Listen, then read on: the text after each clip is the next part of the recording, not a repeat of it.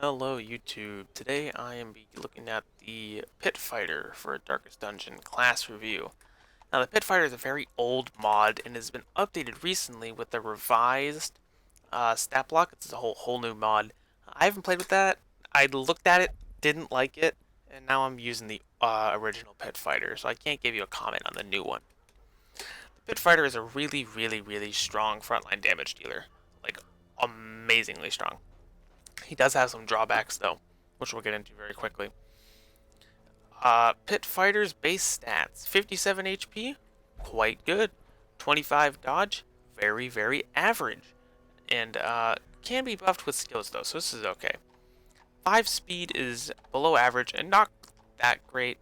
He can stun, so you want your stunners going first, and you also just don't want low speed anyway. But low speed can help because his resistances are complete shit, so if he's got a dot on him, you want him going slower than your healer. Crit 7 is average and is like mediocre. 11 to 19 damage is really fucking good though. I love his damage. This is like the redeeming quality about this guy is his good ass damage. Going into resistances, they're bad. 100 stun is above average. 70 blight is bottom. 80 bleed is bottom. 70 debuff is bottom. 100 move is like 5 above average. That's Gucci. 65 trap is below what most people have. Most people have 70. You can't even get 70. 10 disease. Oh, this is real bad. 2-2 movement kind of doesn't make up for it that much at all, though. So overall, we have awful resistances and average to really good base stats. Let's get into the skills. So the way I like to group his skills is you have Come On, which we're going to do right now. Self Mark, plus 30 dodge, 7 heal. Great skill. It's a self heal, and he can let him dodge tank. He can't dodge tank other people, but he can dodge tank himself. Unlike how the Houndmaster can, do 2 people with his guard. This is a great ability. Then you have these 2, which can hit the back rows. Then you have these 4, which only hit the front 2. So let's go into those. Into Kisser is kind of like your... This is 100 accuracy, which makes a note. 100 accuracy. Good crit mod. Such a shit debuff. 8 speed's a great debuff, but you're not going to get it. 80%. It's bad. Notable, it's plus 60% damage versus stun and accuracy versus stunned. So low speed's good, because if you can get a stun off with a higher person, then you can actually get this plus 60% damage. I like having this ability. Headbutt is 100 accuracy, minus 20% damage mod. So this is regular damage mod, this is minus 20%. Still pretty decent crit. 165% stun. That is an amazing stun. That is like phenomenal. Without buffs, that's the best stun in the game. Damage versus bleeding, that's pretty cool, I guess. And then you stun yourself. You're not going to, because the base stun is lower than your resistance. So this is not really how it works. This is a really amazing stun. You're not as amazing, but still good stun, is 90 accuracy, plus 20% damage.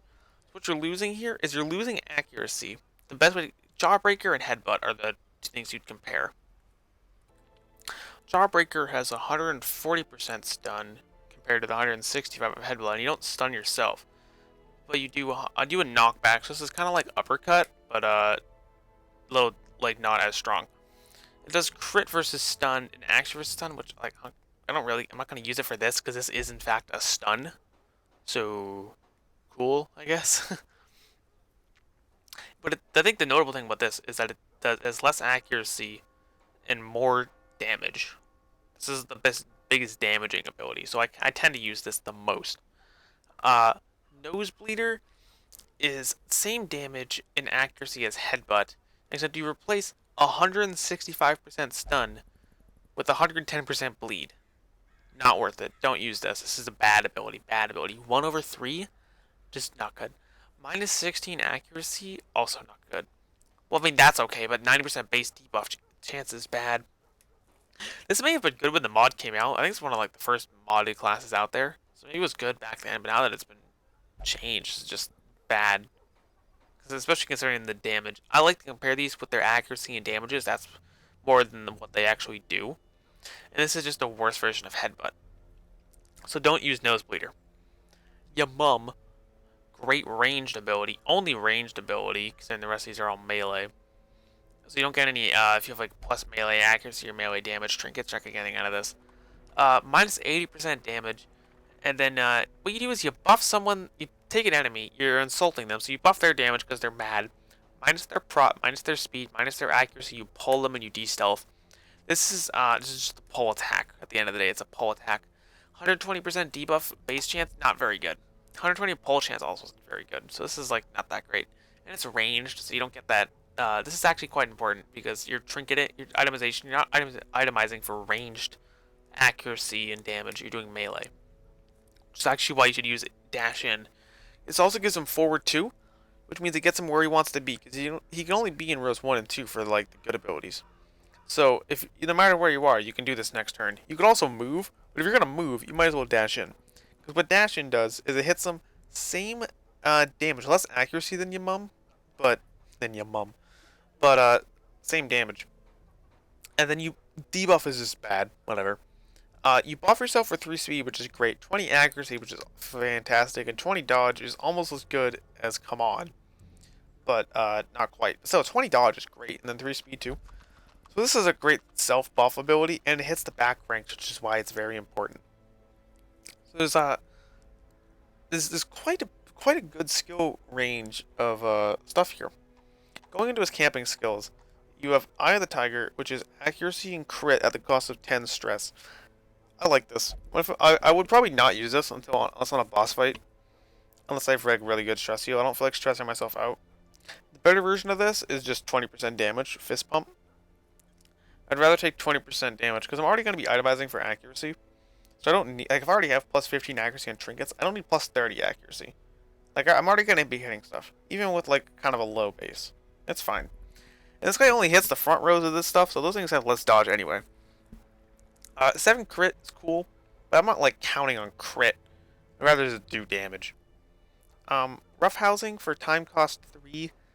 I don't use this. It's too many chances. So you have a 50% chance to do 15% HP damage to you, and another 50% chance to do that to somebody else. That's 2 bad things. Then you have a 75% chance to lose 25 stress, and minus 15% stress damage received. So you're spending more to get a chance for a pep talk. Like, if you want that, just use a pep talk for less, and it's guaranteed. If you want 25 stress, just do an encourage, or something better than an encourage. Like, this is too many chances. If these fail, you get nothing. I don't want that. It's just not worth it. It's just really not worth it.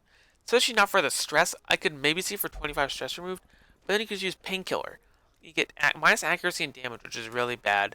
You heal, I don't really care, but you get minus 20 stress. I would use this at the end of a dungeon. Like, if you've beaten everything and you didn't use your camp, and you have stress at the end of a boss battle, use this and you lose 20 stress. And you don't care about your accuracy damage because you're done with the damn dungeon. If you have too much high stress, use somebody else. Like, use a jester or somebody that can, like camping skills, or a hound that can get rid of stress really easily, rather than bullshit like this. So if I'm gonna run this. I'm gonna run encourage.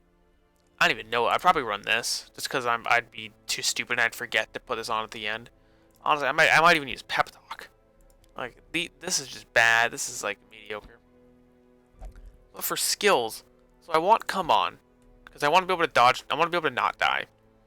I want dash in because I want to be able to hit the back ranks with any sort of damage. And I don't like this. I don't like your mum. I like this. So that leaves you 2 spots to do these 4 abilities. Now, we already said Nosebleeder is bad, so we're going to get rid of that. Now, I'm going to pick this one, Indikissa, because if you can get with that low speed, you can capitalize on the stun damage and make that really good. The other thing is, this is quite solid. Like, I don't think you need 2 stun abilities. Like, if you're going to pick one of these, you're not going to need the other one. If you're going for stuns, like, I feel like stunning with him isn't as great as it sounds, unless it's on, like, really slow people. If you're on a cultist brawler, that guy's got, like, 6 or 7 speed. He's probably going to go in front of you, honestly. There's a good chance. Like, if you have bone defenders or bone generals or Pelagic Guardians, you could probably get ahead of them and stun them, but you could do that with someone else anyway. I prefer Jawbreaker over Headbutt because 140 is already good stun. You're not going to be double stunning with this guy because you just do so much damage, you'd probably kill him. And you have dedicated stunners that you do with this guy. I prefer to itemize for damage and accuracy over stun percentage. So, you do 40% more damage with Jawbreaker, which is just so good. And then, the knockback I don't really care, but the stun is still nice. But it's really just the 20% damage. It's just so good. Minus 20% is like, eh. Like, if I don't want to do Jawbreaker, I just use this. Because this has, like, I think this is just, like, kind of like, this is 160%. So I'm getting 160 or 120. I don't want minus 20. You know what I mean? Like, I just don't think there's really a place for this. If I had to drop one of these, I'd probably honestly drop, I'd probably drop this and take Headbutt. I just want to keep Jawbreaker because it's good damage on its own. If you don't get other stuns, then this isn't as great because this is just less damage. It's more accuracy. The other reason why you want to have one of these two over using Jawbreaker is if somebody does have high dodge and you need to hit them, if they're on like 15 HP, you're going to kill them whether you use Jawbreaker, Headbutt, or Into Kisser. So you might as well just have the better accuracy. Like I said, itemization for this guy is accuracy damage above anything else. And then I would say speed is a tertiary goal. I think you need accuracy, because his accuracy is actually quite bad, especially on Jawbreaker. And then damage, just because you need to, it's already great, so just keep buffing it, it's amazing. And then speed, if you want to capitalize on other stuns and using this, then don't go for speed. If you wanted to use Jawbreaker and stun him yourself, which I tend to do more, just because this is just 20, it's so much fucking damage, oh my gosh. Go for speed. This is such a simple character to play. Like, you don't, like, I'm gonna give you gameplay, because of course I'm gonna give you gameplay, but you don't need it. Throw him in row 1 or 2, have him beat the shit out of anything he comes across, and he's gonna win. This guy is up there for some of my favorite characters. If I need to go on an A team with a boss, I might bring this guy. He doesn't do, I like playing with Marks with my A team, and he doesn't have Mark synergy, which is I mean, it's not a problem, but he does so much damage on his own. He doesn't really need Mark synergy, honestly. Like, he's doing 19 plus 20. So 20 plus 20%, that's 24 damage. If you have a fucking Hound, Hound does like 7 to 13 plus 90%. The Hound does 26. And like, you don't always itemize for damage on the Hound because there's other things you might want to do, like dodge or whatever, but this guy is just straight fucking damage, so he's going to be doing way more damage. He doesn't even have a mark. If the Hound doesn't have mark, he's like twice as good. Just a fantastic class. It's by Action Jack. I would totally recommend getting this. It's really fun to play too. Like, it's kind of like self-aware and meme-worthy. Like, yeah, mom. Yeah, what a fucking great name that is. There's not much to really worry about with this dude except for the really low resistances, but he can kind of kill everything so quickly it doesn't really matter. Take a rescuer. The rescuer can cure. Anyway, after this class review, I'll try and get some more out, and I'll see you guys around.